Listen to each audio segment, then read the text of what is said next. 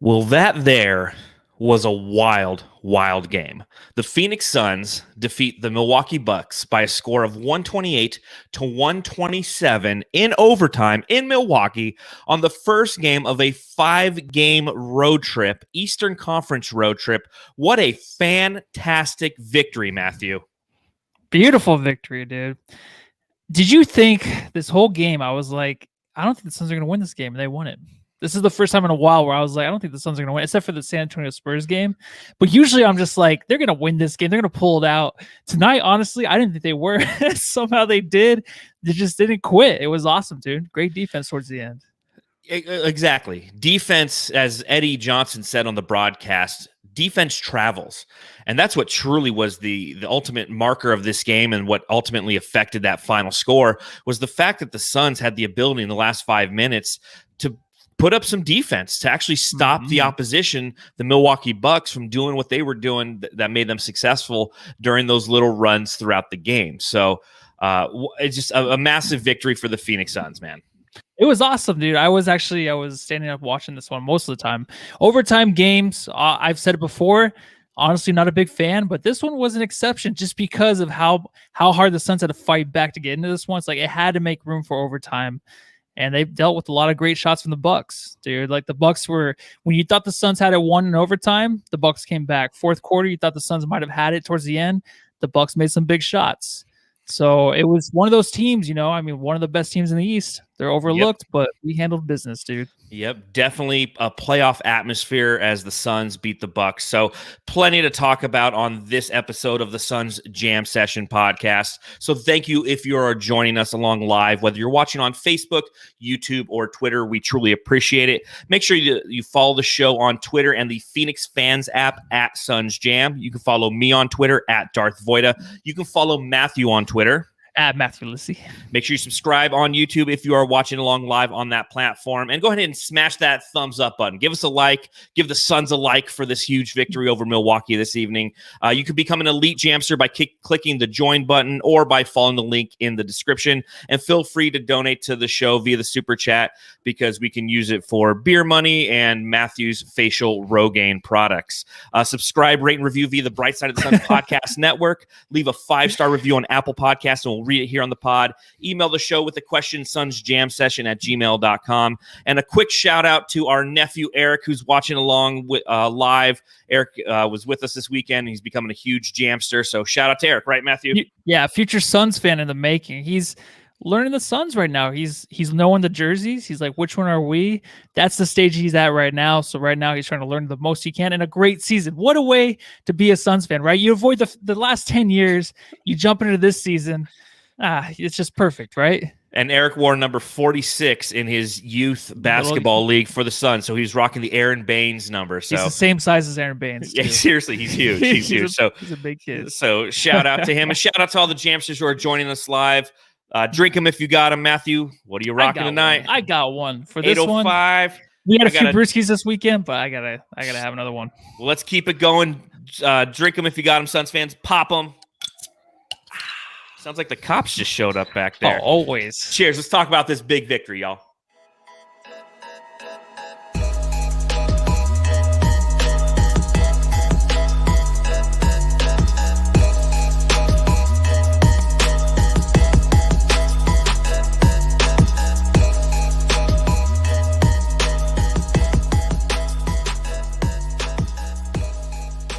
Your Phoenix Suns now have a record of 41-16 after defeating the Milwaukee Bucks on the road in Cream City, which is a pretty interesting name for a city to be called Cream City, wearing very ugly uniforms.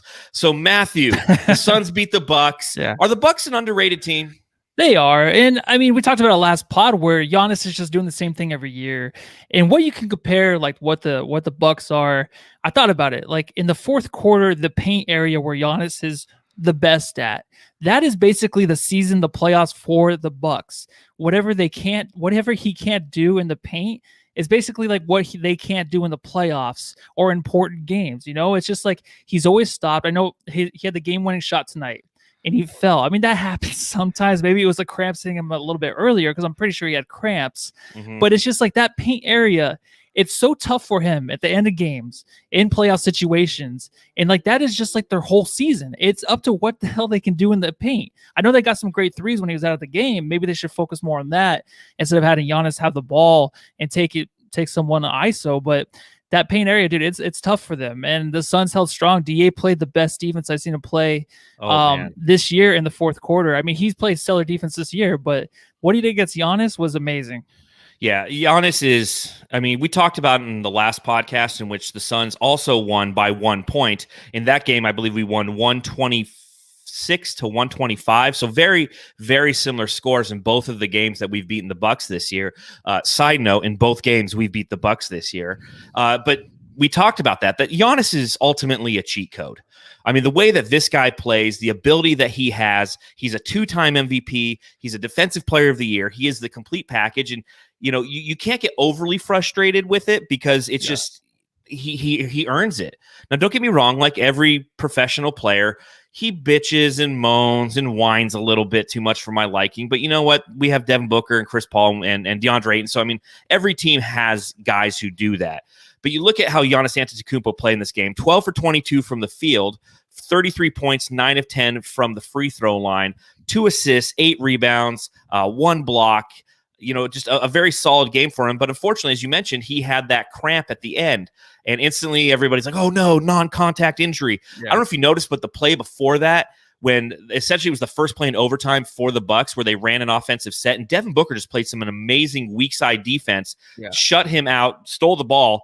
It looked like he fell on the other side. Then he came down, he blocked or goaltended. You know, depends on what your definition of what he did on that play to Devin Booker was. And that's where his toe cramped up. So, you know, it wasn't the ending that the Bucks fans obviously wanted to see Giannis Antetokounmpo on the sidelines. But I mean, this guy is such a fantastic presence and player, and to see DeAndre Ayton have that litmus test. We've kind of been talking about this a lot recently about how certain games and certain matchups are litmus tests for DeAndre Ayton, and this road trip will be just that. To see him start off this game as solid as he did was something that, even though it's early in the podcast, it's definitely worth Ayton Watch 2021. DeAndre Ayton's a man, dude. He is, and we figured that out too on I think DeAndre's first move that he made on Giannis when Giannis pulled the flop. I was come on, like Ayton's trying to play defense out of you. Play some defense, Giannis. Like, man up a little bit. That take though was great. I think Ayton did a great job. Even his jump shots today, anything he was doing around the rim was fantastic. He was catching the ball in traffic, finishing the ball. Like, that's something that you want to see in traffic. And he had those up and unders that you've seen him throughout the season, but he had 2 of them. He was 1 for 2 today, but the up and under where he'll take the guy off the ball, go underneath the rim and try to lay it up. One of them was against 3 dudes under the rim, and he still got it up. It just didn't go in. So you could see him trying to work on that instead of just like the little turnaround jump shot, which he's money from. He's still trying to take it to the rim, and you love to see that, dude. But his defense tonight, when you're watching Giannis, you're like 29 points going into the fourth quarter, and you're like, okay, so he's gonna get 40 again, right? Yeah. No, he doesn't. It's just he like ends with 33. Ends with 33, and Ayton just took it up a notch on defense. I think he just starts to do that in the fourth quarter. Save your energy a little bit, be there defensively, keep your hands up, but then he puts some extra oomph into it in the fourth quarter, which is exactly what the Suns needed against Giannis. I think the rest of the guys, like you said, Booker, Chris Paul in the paint, they were holding their owns too. And you needed that. And it was a team effort on defense, but Ayton was the leader of that. Ayton was definitely the leader that we need him to be after a terrible game from everybody last game. It's like, what are you going to see from him? It's the same thing you're probably going to see the next game against the Sixers. You know, someone that's excited to play against these superstars where he hopes to become that guy one day, and he's on track there right now. Yeah, it's so much fun to watch. As one of our elite jamsters, Ernesto Quintero, says in the chat, he says he's all grown up now. Our little DA is growing up before our eyes. And to see, I think you made an absolutely great point. How, you know, during the game, he wasn't dominating necessarily defensively, but he was altering shots. And, you know, whenever he starts to get into the shot altering mode, you know it's going to be a good DeAndre Ayton night. And then he ends, you know, we'll go over his statistics real quick. And the statistics obviously don't tell the whole story with him, even though he went for 20 points, 13 rebounds, 2 assists. They gave him 1 block, 8 for 11 from the field, 4 for 4 from the free throw line. Again, he's just the fact that coming into this game, he had the assignment of a 2-time MVP in Giannis. That's his assignment. And, we'll talk about Saric momentarily, but you saw that Saric was going to be starting at the 4 in this game, which is Saric's first start of the game. So you knew that was going to be the matchup. Knowing that Brook Lopez plays the 5 and that Giannis has the 4, you're going to put the more athletic DeAndre Ayton on him. And the fact that he was sticking with him, forcing him to adjust his shot. Giannis went 1 for 6 from the field to start and 3 for 9 when he checked out of the first quarter. He was causing him to whine a lot. And then, as you mentioned, that spin move that he's really starting to enjoy using.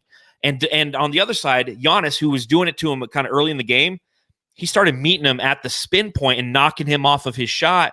It was an impressive effort by DeAndre Ayton this evening. Unbelievably impressive. Yeah. The dude had 1 arm, stayed in the game, and takes on the 2-time MVP in the clutch. Like, this is the DeAndre Ayton that we've talked about, that we've yearned about, and that we're going to continue to see grow because, again, he's only in his 3rd year and he's 22, dude.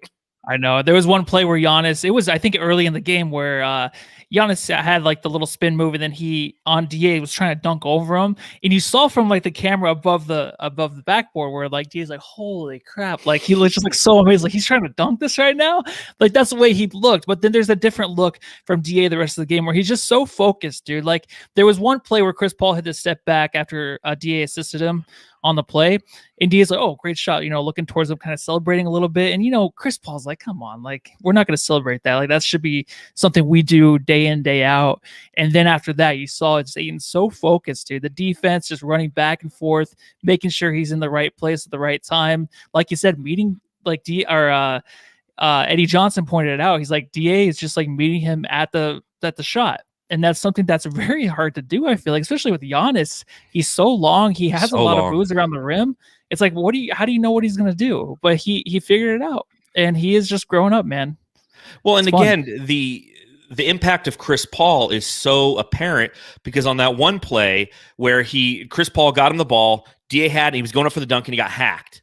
And you look at Chris Paul, and Chris Paul just kind of bowed out, and he's just like, hey, man, fucking be physical. Go through that shit. Yeah. And then the refs actually gave him the 2 free throws, which was great because it was one of those games where, we were all getting kind of testy with the refs, and you didn't know if some of the things were going to go our way. But that was one of those little moments where I was like, okay, I feel like this is fair. He was going up. He was gathering to dunk. There was no one there, and they just hacked on him.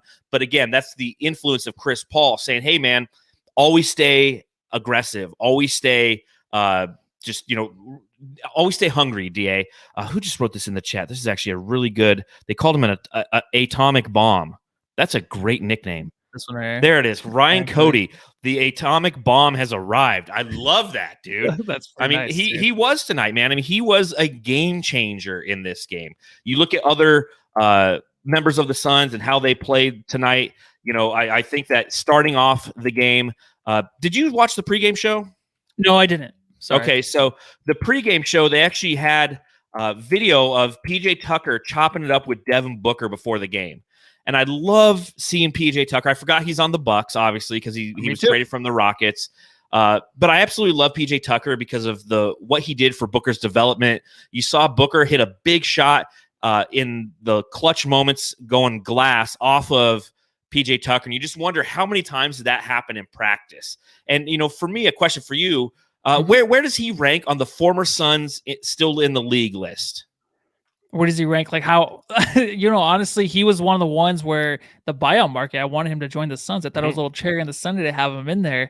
But then when we're playing the Bucks, it's just like, I kind of forget he was for the Bucks, like he said. I had to look at the box score. I'm like, oh yeah, PJ Tucker's on the team hitting a big shot. But he's one of my favorites, dude. And every time Booker does go against him, I think about the talks they had when in practice, like he made him become even like more physical, work on his offensive game. Booker learned a lot from him. So when he's going up against him late in the game, I'm more comfortable of him going against PJ Tucker and thinking that the ball's going to go in because of how many times they used to play against each other. So it seemed more comfortable to me. I know they were saying like, hey, DA, it's hard to actually go up against PJ in the post. Yeah. But then Booker, I just think he knows how to handle him. I think, well, of course, PJ's probably not the best right now handling these guards right now in his career, but he handled him on that play, dude. And then, I mean, you would rather have that than like what Drew Holiday was doing against Booker. So it was fun to watch that. Yeah, and as Josh88 says in the chat, he's like, can we retire the last play of the game when we dribble the time away and take a terrible shot? Like, you saw that. I mean, obviously the Suns benefited because Devin Booker got the call that was missed in Charlotte. Essentially, where it's the last play of the game, the Suns have possession, Devin Booker takes a shot, and he was fouled by Gordon Hayward in that game. Tonight, they actually called it on Drew Holiday. But up until that last split second in which Drew Holiday bailed him out and the referees actually called it, it was a wasted possession in which the Suns were like, okay, let's just dribble this out. You saw that Drew Holiday was not going to be switched off. They should have switched right out of that play. You know, I don't know if Monty has the ability in the huddle to be like, listen, here's play number 1 and here's play number 2. You know, it's almost like Peyton Manning come up to the line, reading the defense and calling a hot route. Because when you see Drew Holiday on Devin Booker, one of the best defending guards in the NBA, you got to switch out of that play, right? Yeah, you do. And just a quick shout out to Eric Bledsoe. This replacement, you just realize how special it is to have Drew Holiday on that team over Eric Bledsoe, because Bledsoe would cost you so many plays defensively towards the end of games, especially in the playoffs. He is just a difference maker for the point guard position that they needed. But honestly, he wasn't even on Booker to start the play. And if for some reason, I feel like Drew Holiday used some mind tricks to be like, hey, just do a lazy switch towards the top of the key to get me on Booker. Because for some reason, there was a screen set not used, and all of a sudden Drew Holiday's on Booker. It's something that you did not want. And then Booker's in the corner, half court, trying to figure out what to do with 6 seconds left. And I was like, okay, well, we're not going to win that right now. It's going to go to overtime again. Luckily, that call helped us win the game. But it's kind of like a makeup call for that one timeout the Bucks had where they didn't have possession of the ball, but then for some reason they got a timeout. That's like what happened. And so I was like, you know what? I'll take that. I'll take that lousy free throw for the win. I mean, it's a win. And honestly, it was a foul and the refs got it right. So you can't really argue it, but it's just kind of a cheesy way to win, but I'll take it. Dude. No, hell no. It's not cheesy. As the Boogie Trend says in the chat, he's like, that's not luck, bro. Book been getting bumped and bruised the whole game. They finally gave him the foul. Yeah, there was the one play where Devin Booker went to the hoop, got hit on the head. They didn't call it, and it goes right down. It's a 3-pointer by the Bucks. It's like every time that happens, it's automatically a 3 for the other team. And, you know, it's one of those challenges and one of those continual conversations that we have as Suns fans is the lack of the Suns' ability to get to the free throw line. The end of this game, the Suns did end up going to the free throw line a total of 10 times. They went 9 for 10. The Bucks were 18 for 19. And you look at the first half, Giannis alone was 7 for 8. The Suns were 2 for 2. So, you know, we always ask this question. It's like, well, how do you fix this issue? And it's like, because you know this is going to be a challenge come playoff time. You know that the Suns are going to have the ability to get to the line because any chance you can to get free points needs to exist. But again, Booker attacks and gets no calls. So it's like, how do you fix this issue? What do you think? Man, I don't know. Last time we talked about it, it's like I was actually thinking during the game, how do you fix this besides trying to go to the rim and trying to get a foul called? But you're right, Booker gets smacked in the head. No, but then it's like, do you want to just see a replay? Because what we're seeing is like it looked like he got whacked in the head. It looks like he was going to be the headless horseman coming back the other end because it looked like he got roughed up and no call. And it's just like, you know, maybe we'll see a replay and he didn't get hit. Maybe he's just complaining, but no, he was getting hurt. On the other end, it was like Dario Saric time, dude. He was just getting bumped and bruised. He was trying to draw fouls, and he was the only one who got the free throw line in the first half, 4 for 4. But other than that, you don't have a lot of guys doing it. DA right now, his game isn't really focused on that. He's very, of course, finesse, so he's not going to get fouls called. Bridges, I mean, if tonight he's hot from the 3-point line, he's going to stay over there. He's not going to get to the rim as much. So I just don't know where you're going to get those free throws from right now. I'm not going to blame the refs. I don't really blame the Suns because it's not really their game. So it's still my answer. It's just like, it's not their game to get the free throw line, but Booker still needs his respect getting to the free throw line. That's it. That's the only thing I can think of for the Suns. Just Booker needs his respect. Yeah, no, that's the big thing is just having him get to that free throw line is going to be paramount for this team come playoff time. And that's probably why, as you mentioned earlier, when you're watching this game, it felt like it was a game that the Suns were going to lose because they would have to fight and grind for every possession, every point, whereas Milwaukee was just having the ability to get to the free throw line. That slowed down a lot in the second half, though. I really feel like the Suns did a good job making that adjustment. Monty did. I just feel like the Suns couldn't get to the bonus in the third quarter. Like they got 3 quick fouls with the first 9 minutes. And then I saw Booker get hit upside the head, and Chris Paul was getting, you know, he was yelling for and ones. Yeah, and that was all down the court. Yeah, that was awesome. Yeah, I mean, and it was one of the those situations where I'm like, man, we can't even get to the free throw line because they're not allowing us to do so. But going back to Devin Booker, some very, very clutch shots. And this is what was interesting about this game was really, it was almost like a reverse Devin Booker game. Okay.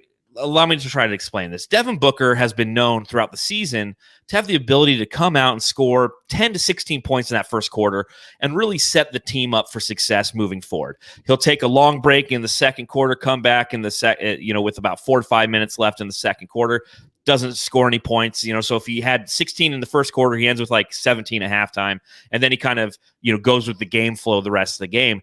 He really wasn't having a good night tonight. He ends with 24 points on 24 shots. He went 9 for 24 from the field, 1 for 4 from deep, 5 for 6 from the free throw line.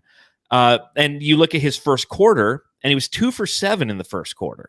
Mm-hmm. But he also had 5 boards. Now, granted, he ended the night with 7 boards, 3 steals, a block, and only 1 turnover. So, it's kind of one of those. It was an interesting game because he did the majority of his scoring actually at the end of the game in those clutch moments where he hasn't had necessarily the ability to be as clutch as we have liked.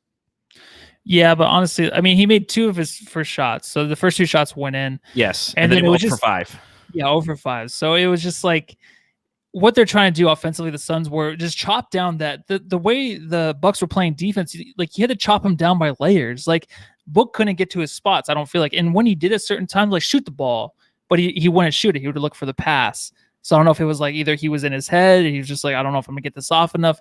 When you have Middleton, you have Drew Holiday, these guys playing you with a lot of length. Even DiVincenzo, you got to give a shout out to him. He's long. He's kind of pesky on defense.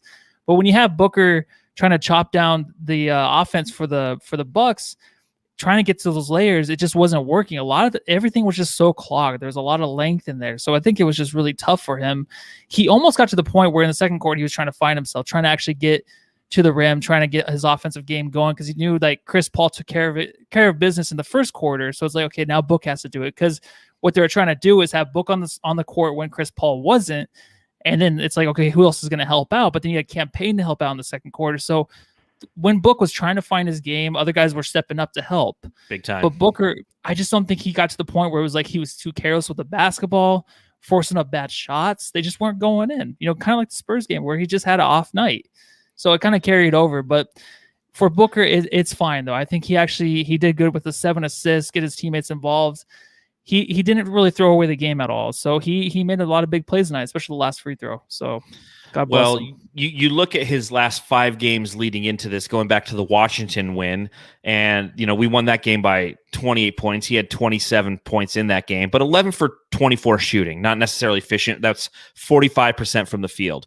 Then he had a game where he went 50% from the field, 9 for 18, and then 25% from the field, 4 for 16 against Miami, 42% from the field, 8 for 19 against Sacramento, and then 6 for 18 from the field in the 26 minutes that he played in that loss against the San Antonio Spurs. And that's 33% from the field. So you take all those numbers, then you look at tonight where he goes 9 for 24 from the field, and that's 37% from the field. So, I mean, efficient Booker has been non-existent in the past about 5 or 6 games. And I prefer that he goes through this little shooting slump right now versus in the playoffs. Yeah, and he also has more tiers to go through too. I mean, he's never, of course, experienced the playoffs, these kind of games that are meaningful. It's just a different kind of game he's going to have to play. And it's always going to be, it's not going to be pretty. A lot of it's going to be ugly. And this is just an ugly game to where he had to force himself through to make it look pretty and decent. Like it didn't look like a bad game from him when you're watching this game, just because of how good the Bucks are defensively and how the offense for the Suns had to get back in rhythm after such a terrible game. So they had to force themselves through this. And it's just another tier, just like Mikal Bridges and Ayton have to go through their growth. Booker still has that because of how good the team is doing and how much of a superstar he is now and how much other defenses are looking at him. So it's going to be tough for him, dude. It's not going to be easy breezy like the bubble. It's going to be very, very difficult for him. Yeah, and learning how to navigate what defenses are going to really start throwing at him, because the national narrative is, he's the guy for the Suns. He is our primary scorer, and that's true. It's 25.5 points a game coming from him, and he's seen a lot of it now, and he's trying to learn how to adjust. Again, going against Drew Holiday is an unbelievable challenge because that was their goal. It was Drew on Devin Booker tonight. He did spend some time guarding CP3, but anytime that Monty had one or the other in there, and kudos to Monty. What'd you think of him? We've talked about it a lot throughout this season, but tonight's the first night you really saw it utterly and completely, where it was CP3 and Book start the game, and then it's Booker, and then it's CP3, and then a little bit of CP3 and Booker to end the half, and then the same thing in the second half until the end. I mean, this is the first time Monty truly went full-on stagger mode. He really did. The only thing he kind of messed up was the Ayton minutes. Ayton played the whole first quarter, which is really different.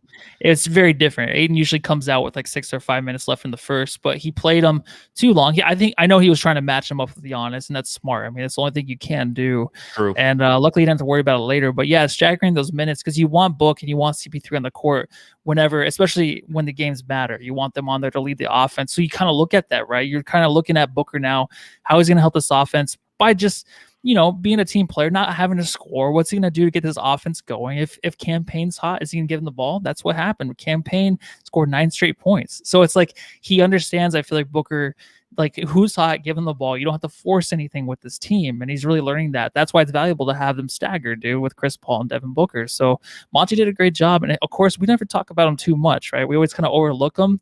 But yeah, those minutes from the second quarter on were fantastic, I thought. Yeah, and it's, again, a preview of what we're going to see come playoff time with the Suns. There will be no possessions in which either CP3 or Devin Booker are not on that court. And that's why people, as you mentioned, like Campaign, need to step up and be that other scoring option when both of those guys are out there in an effort to keep that sustained scoring going. And when you're going against the likes of Drew Holiday, it's tough. It's he's a premier defender in the league. His contract, big contract for him, 5 years, $126 million, which is essentially $25 million a year, which is what Devin Booker makes. Do you think he's worth that?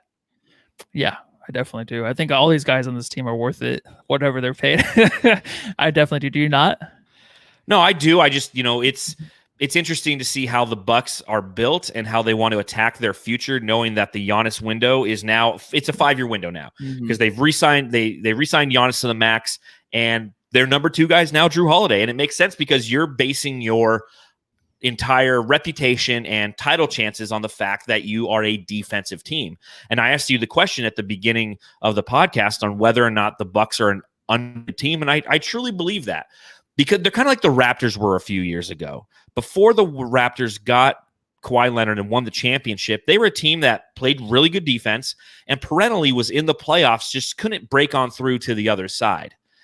And because of that, you kind of are always looking at the hot, flashy new car, the new toy. And that's what's going on essentially in the MVP race. Everybody's talking about Jokic. Everybody's talking about Joel Embiid. And Giannis gets no pub. And we saw again tonight, Giannis is an MVP caliber player still. He just is no longer that sexy new toy. But you look at him and Drew Holiday, the basis of that franchise for the next 4 or 5 years until they imploded or whatever is defense. And as a Suns fan who is now thoroughly and utterly appreciating defense, I can understand what they're doing and why. Exactly. It took a while for us to get that way, right? We're like, Drew Holiday, does he deserve that? Then you watch him, we're like, okay, yeah, he's 10 times better than Eric Bledsoe. They just have the big contract that Giannis signed. Does it really matter anymore in the NBA? It really doesn't. Honestly, after he signed, I'm like, he can still force his way out next week if he wanted to. Of course. That's the way it is. But you have to make him happy with these guys. And that's a solid player to have, because as soon as Drew Holiday was on Booker at the end of the game, I'm like, all right, we're going to go in a second overtime. Yep, second OT. Yeah, it's like, that's the player you want beside Giannis. And that's the guy you want to give the money to. The guys that make a difference, that are very, very scary to watch at the end of the game. So he's one of those dudes defensively and offensively. He did a great job offensively. Plays both sides of the ball. Ended the night with a total of 25 points, 10 for 19 shooting, 8 assists, 1 block, 2 steals. I mean, he's a stat sheet stuffer. Do you know who does not stuff? Oh no, go ahead. Do you know who does not stuff the stat sheet? Doesn't. The Saric smoke break. Oh, Dario. One of these things is not like the other. You look at the starting 5 tonight, and Dario Saric did get his first start of the season for the Suns. Now, remember last season when they brought him over here in that trade with the Minnesota Timberwolves, they acquired him in an effort to have him play the starting 4 right along DeAndre Ayton. And it didn't necessarily work out all the time. You go to the bubble, he becomes the backup. All of a sudden, everything clicks and makes sense. For the most part this season, that the same has held true. But tonight, seeing as you had Brook Lopez and Giannis Antetokounmpo as the front court for the Milwaukee Bucks, Dario Saric gets the start. Here's the final stat line for the Suns starters. You had Devin Booker, 24 points. Chris Paul, 22 points. Mikal Bridges, 21 points. DeAndre Ayton, 20 points. So 4 of our starters scored 20 points or more. Dario Saric, 2 points. Yeah. Matthew. I mean, I wrote my biggest note tonight from Dario Saric was a horror show in the first half. I don't think it really changed much in the second half. So it was basically that. But then when you're talking about Saric starting, so it's like, what are they trying to do? They're just trying to get him back in a groove, show confidence in him. Like, hey, we know what we have in you. We know this is why we signed you.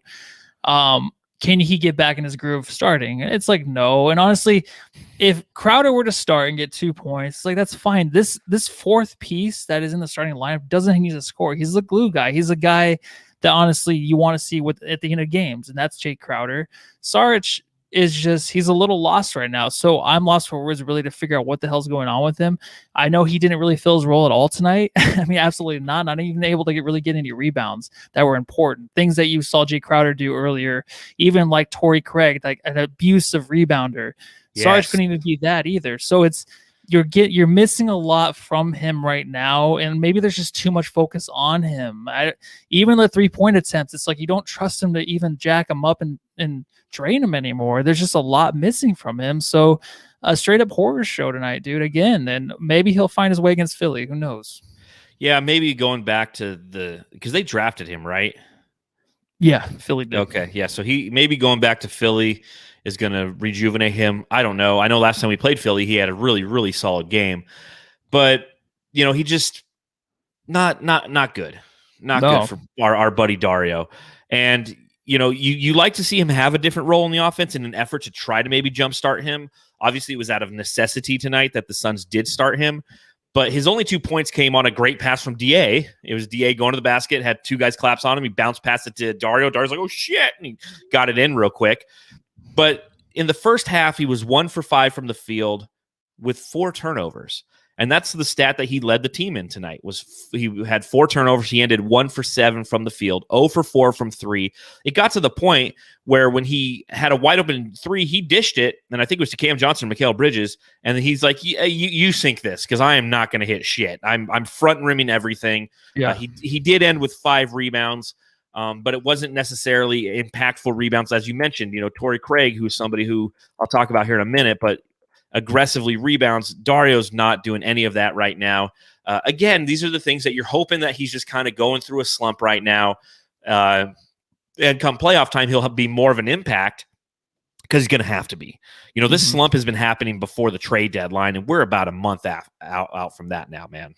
And I think in 5 to 6 games, we'll really know how many minutes he's going to get. I mean, to get the start, instead of just like withdrawing his minutes, just holding him to like 10 minutes a game or 15, like I feel like Monty's trying to push him to the next level. Like, let's see what we have from him now. And maybe he plays himself out of minutes going towards the end of the year into the playoffs. Maybe Tory Craig picks those up, because that's how it's kind of looking in a way. I mean, they're forcing him minutes, but we'll see if he uses it to his advantage. I say 5 to 6 games, we'll figure out where he's going to be in this lineup towards the end of the season. No, I agree. This stretch is going to be a really telling opportunity for the Suns and Monty Williams to experiment with some different things. I thought we were going to see some small ball lineups tonight.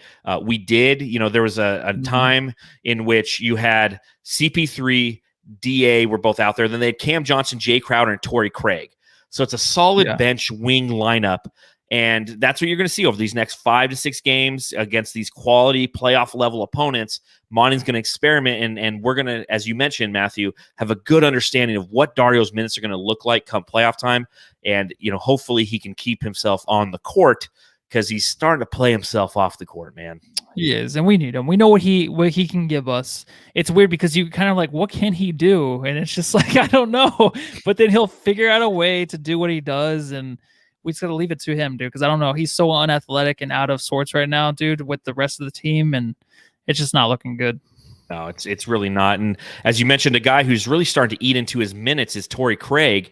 Yes. And why is it whenever he plays, I feel like he has more rebounds, more points, blocks, more steals than he actually has, and is playing more minutes.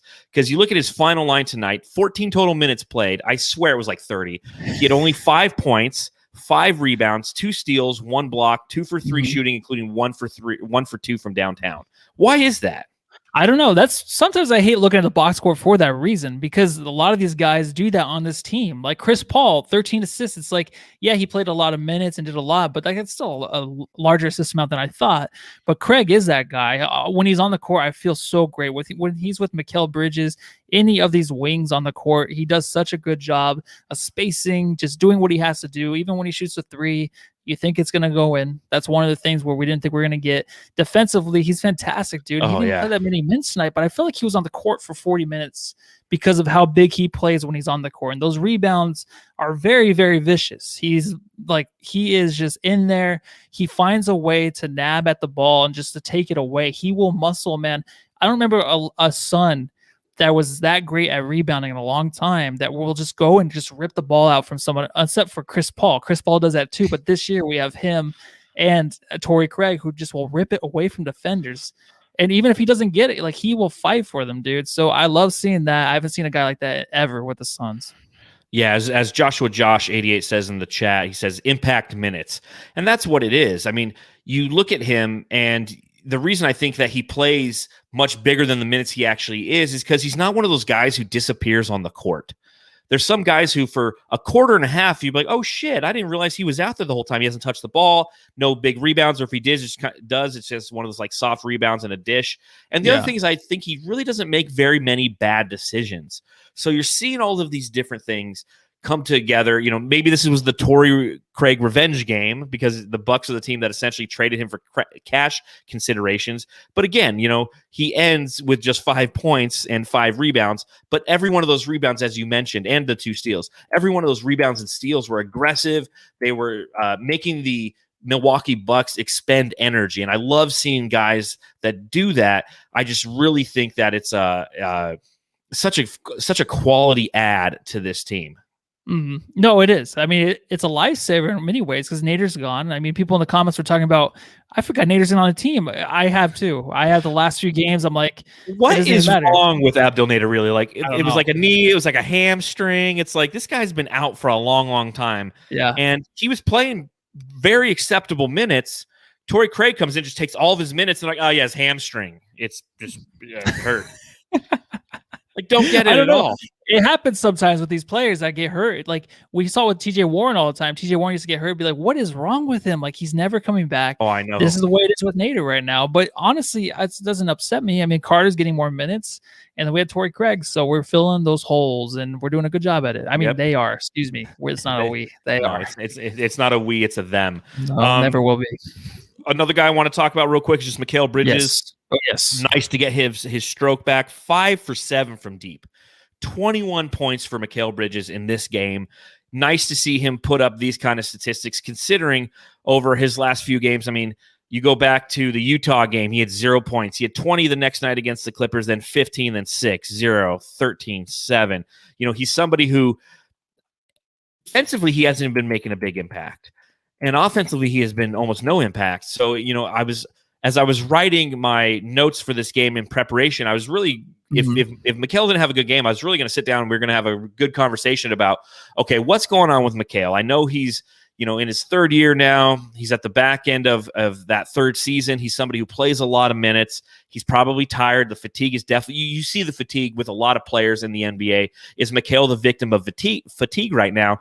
And then he comes out and has this fantastic performance, hitting huge 3 in which DeAndre Ayton set that screen on Dante DiVincenzo, just knocked him on his ass. And then there's Mikal on the other side, just hitting that 3 ball and just throwing up those 3 fingers, man. That was fun to see. But what'd you see from our boy Mikal tonight?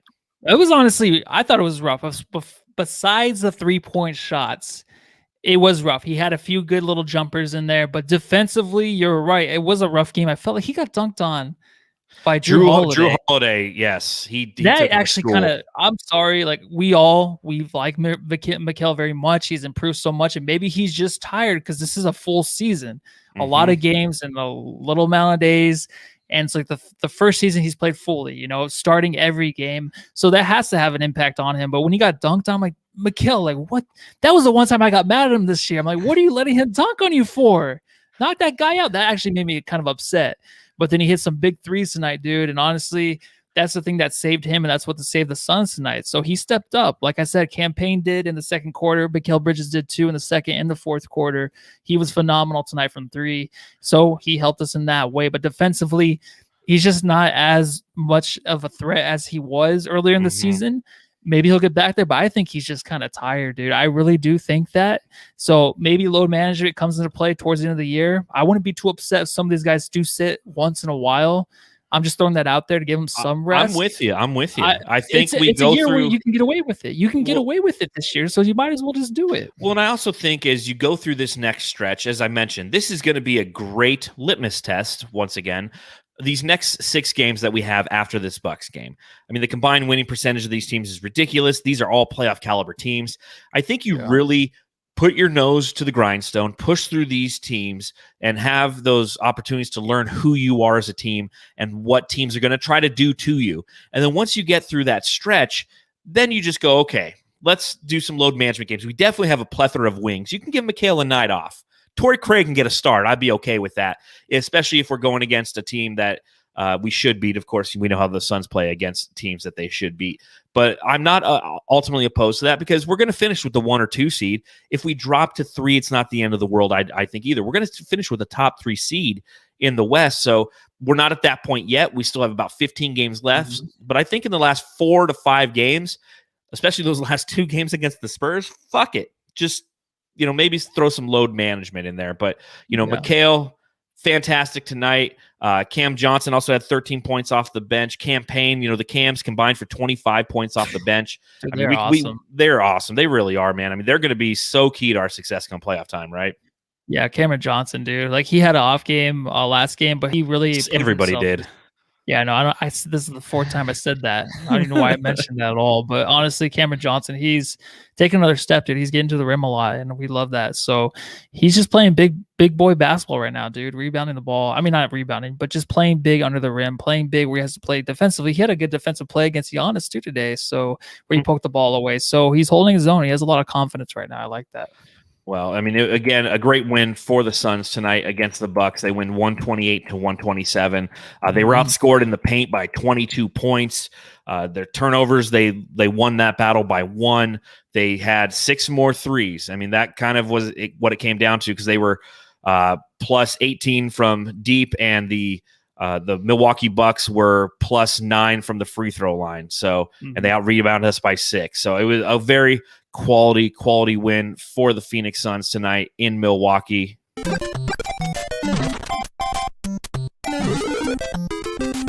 Jam Star of the Game. All right, Jamsters, if you're watching along live, let us know in the chat who your Jamster or Jam Star of the game is. And remember to subscribe, rate, and review. If you're listening on the Bright Side of the Sun Podcast Network, or if you're watching on YouTube, go ahead and hit the thumbs up button. Boom. Matthew, who is your Jam Star? Boom. Too easy. Too easy, man. Too easy, man. I mean, when he's on, come on. Like, when he's asking for the ball, he looked like we watched Godzilla King of Monsters last night, right, John? Yes, we did. Like, he looks like he kind of looks like Godzilla a little bit in the face. Like, he just looks like a Godzilla, but he has nothing to do with anything. His response to not getting the ball down low, he looked kind of angry like Godzilla down there. Like, give me the friggin' ball to Chris Paul. So when he's in the zone, when he's doing that, when it looks legit, like he really wants the ball. But he was absolutely nice. And yeah, CP3, dude, it has to be so up in the air. We didn't talk about CP3, and we never do. And, I always feel bad about that. It's too much, though. It's too much. We have to have a 2-hour pod. I know, seriously. But Chris Paul tonight, fantastic numbers for him as well. 22 points, 13 assists, 10 for 20 from the field. But that shot he hit where he pump faked, went up and under, and like one-handed it. And, it was just clutch shots. Ridiculous. I mean, clutch shots across the board. But DeAndre Ayton's performance in the last 5 minutes of the game and into the overtime were just the definition of clutch. They finally started giving it to him, and he was hitting jumpers and if they miss a shot, he's down there. It was just very, very great. Just a great performance by DA. Yeah. And we've gone all this time, and Josh says in the chat, the refs on the last possession. I went this whole time, and I've really haven't had an opportunity to really talk about how shitty the refereeing was. But I'll just leave it at that. You know what? We won this game. Shout out to Coda. He just showed up. Come on, Coda. You got to get here sooner, man. I was late too, so it's fun. We need you. But just such a fantastic performance by DA. I'm really excited to see him against Joel Embiid in this next game. Giannis, I know that he's played him well in his tenure as a member of the Phoenix Suns. Joel Embiid he kind of toys with DeAndre. He toys with everybody in the league, right? He does. And honestly, Giannis is great. He really is. But Embiid just has this thing against anybody down low. He owns it. He knows his game so well. Giannis, of course, is fantastic. But Embiid will get on your nerves. He'll get on DeAndre Ayton's nerves. So when you're watching tonight, Ayton versus Giannis, it kind of sometimes I'm like, I felt bad for Giannis because of how good Ayton was playing defensively. For some reason, that's just the way I'm a sweetheart. I'm just like, such a nice guy. Bless this guy's heart, But then Embiid's the other way. Like, just dominate that guy. It's going to be tough, dude. But if he can, of course, he's an MVP candidate. It's fun to watch this dude. That's why after this road trip, we're going to see really who DA is. Yeah, we're still seeing a nominee for Western Conference Player of the Week, which was great to see. But he's just getting his recognition. So if he can keep building on that, dude, it's amazing to watch, man. No, it really is. And Coda Kid mentions in the chat, he's like, CP3 passes Magic Johnson and total career assists. Before the game, they were showing a clip of Jay Crowder, and Jay's like, "Of course we're talking about him, man." He's like, I hope I'm the one who gets the assist. I want to make that shot."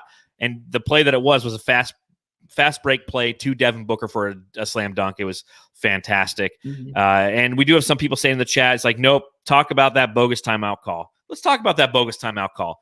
The fuck was that, man? That was the worst thing. I mean, when the ref called it, he knew it was stupid. So just say, "Oh wait, never mind." Yeah, jump like ball. sorry, just call it jump ball. Yeah, just say, jump ball it. Yeah, just jump ball it. It's okay to be human. He had a happy whistle. It's like if you look at the replay, Chris Middleton's standing right next to him. He's saying timeout, and he's just like looking at Chris Middleton. He has no idea what's going on in the play. Yeah, Giannis. Also, that was a travel by Giannis. It was. He fell and he scooted down. He scooted down. Yeah, he slid. That's a travel. There was like three things that went wrong in that play. That was the first thing. It should have been our ball no matter what. No matter what. And then, of course, they had a bad inbound play. Devin Booker's taking almost a half-court shot to try to win the game. But, I mean, it was just, there's some of those moments, and I've talked about it all the time, and my rants are almost notorious at how I'll go off on the refs every now and then. But it's just, it's okay to be human. It's okay to be wrong. But you have to admit it in the moment.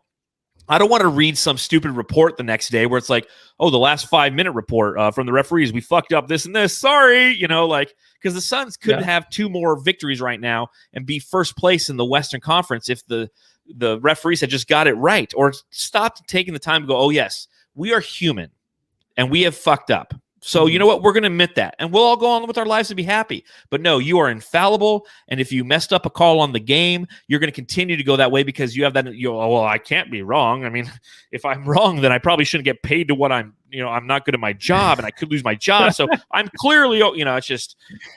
That's all I can say. They should get, as Alex Delgado says, they should get fined for stupid calls. I mean, they should, but I mean, I don't know. I could never do any better, but I'll just throw that out there. But it doesn't matter. It's their job. But honestly, it's like in 5 years from now, we'll be looking at when we used to have officials call the games and just not get it right. But then the next day, it's like, "Oh, yeah, we messed up." It's like, that should have never, ever happened. 5 years from now, it's going to be ridiculous. They should get this fixed. It has to be fixed. Nowadays, we're seeing aliens now in the sky. There's a ton of sightings of UFOs. We're so close to the end. Like, let's get it right before we're all dead. I know. Can we just get a couple calls right? Guess what? All right. Guess what? The segment that is sponsored by Cartisman. If you want a huge sticker on the back of your car,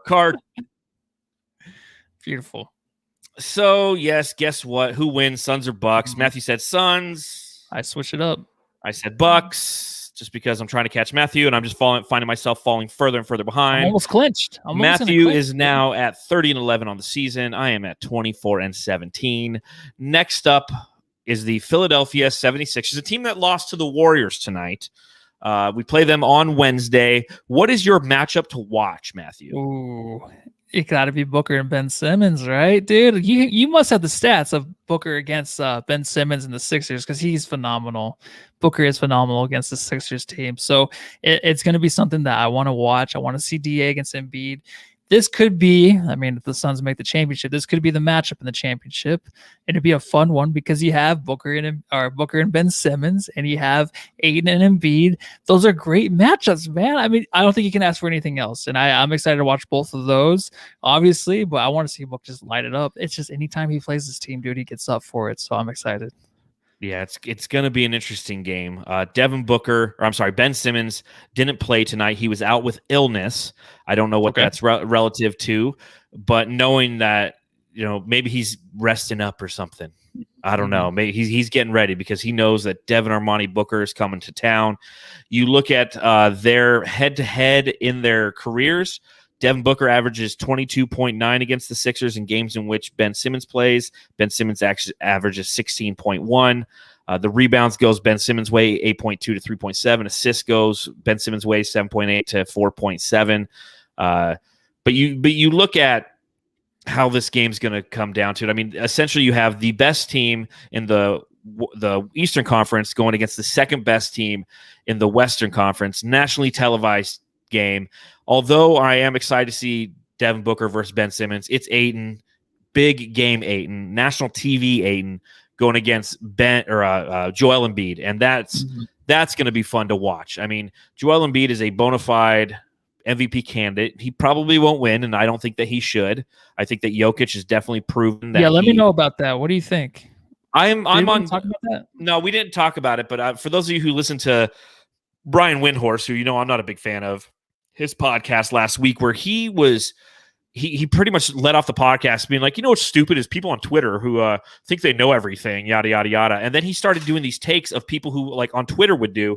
And the guys who he had on the podcast, Tim Bonekemps and I forget who the other guy is, they just started ripping him because he was just like, well, Joel Embiid, you just got to consider him. I can't believe that Joel Embiid out of a mock MVP race received like 5 first place votes and the rest went to Jokic.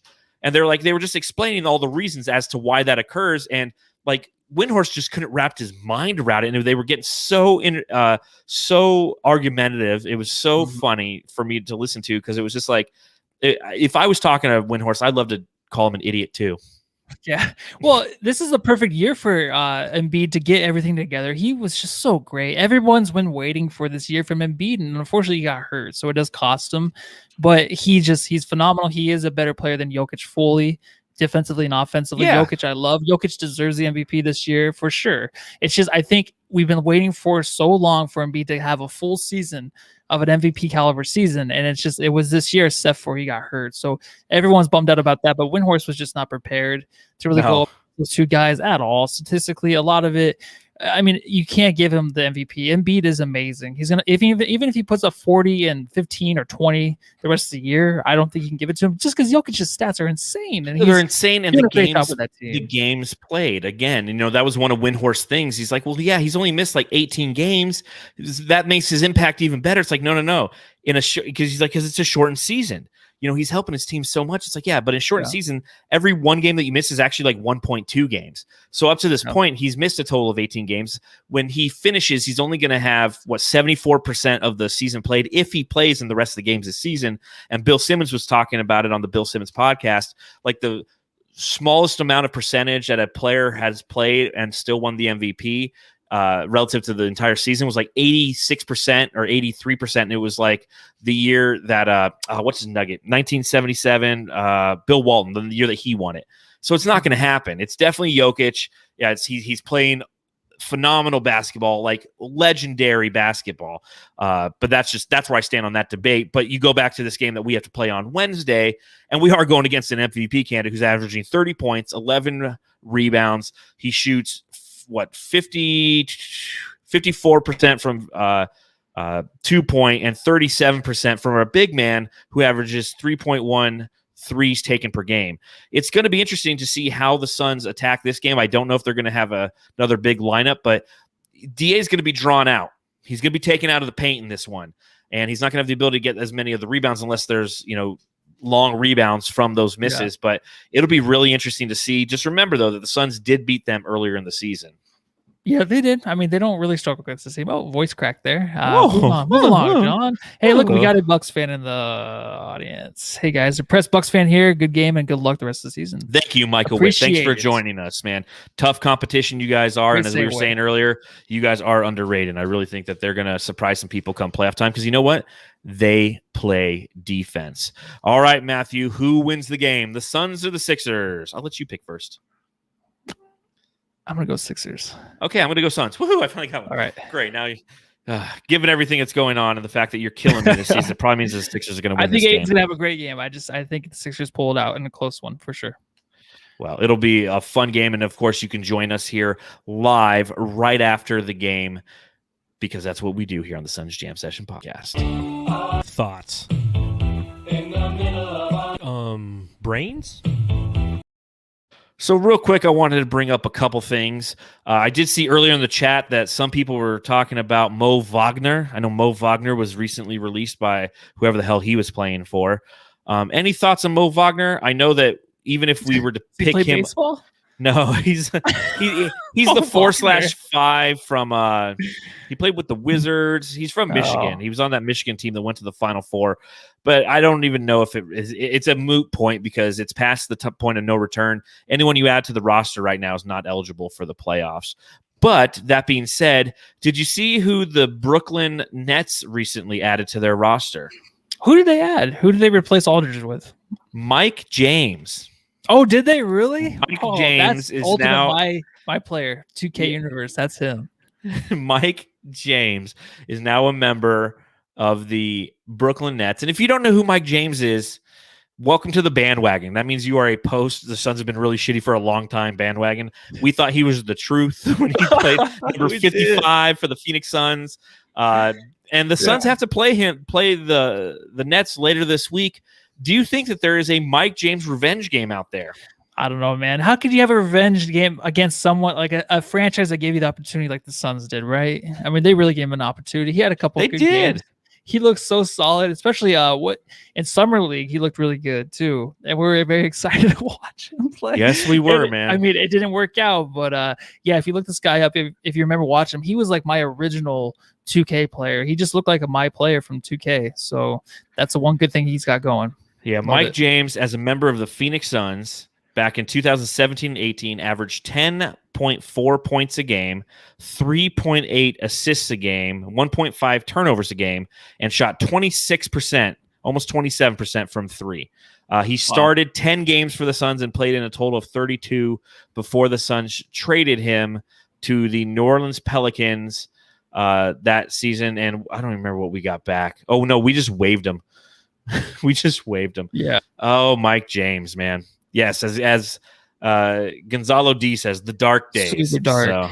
So, man. But I swear, that's what the Nets do, man. I started to grab my glasses. They just collect all the former Suns ever and just put them in a bottle. I mean, that's all. Good old Mike James. But yes, he is a member now of the Brooklyn Nets, who we will be. Isaiah Kane, the one guy who can stop a fast break all on his own. Every fast break would be a 3-on-1 fast break. He's running up the court, and he would just stop at the three-point land and just wait for the whole defense to go because he didn't know what to do. God bless you, Booker.